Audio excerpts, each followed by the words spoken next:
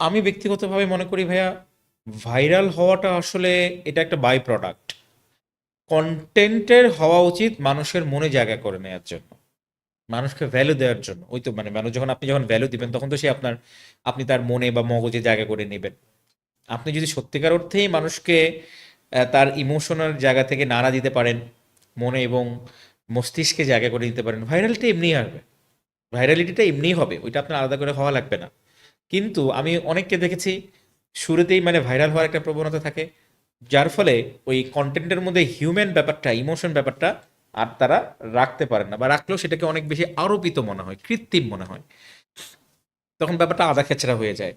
তো এই কারণে যখন হিউম্যান ব্যাপারটা থাকে, ইমোশন ব্যাপারটা থাকে, ভ্যালু থাকে, ভ্যালু ড্রিভেন কন্টেন্ট সাধারণত দেখবেন খুব দ্রুত ভাইরাল হয়।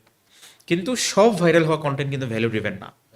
তো আমি মনে করি এটা একটা অসুস্থ চর্চা বা অসুস্থ কেপিআই যে ভাইরাল হইতে হবে। আমি জানি বাংলাদেশের অনেক ক্লায়েন্ট রয়েছে, বাংলাদেশের অনেক ডিজিটাল মার্কেটিং এজেন্সি রয়েছে, যারা হয়তো আমার সাথে একমত হবেন।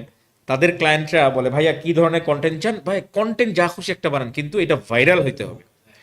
তো এটা খুবই অসুস্থ একটা কেপিআই, খুবই অসুস্থ চর্চা। ভাইরাল হওয়া কোনো কেপিআই হইতে পারে না। আপনার কেপিআই হবে যে হ্যাঁ ভাইয়া আমি এত পার্সেন্ট সেল জেনারেট করতে চাই, আমি এতগুলা মানুষের কাছে রিচ করতে চাই, এতগুলা পেজ ভিজিট করতে চাই, বা এতগুলা লিড আমি কালেকশন করতে চাই। এগুলো আপনার কেপিআই হতে পারে।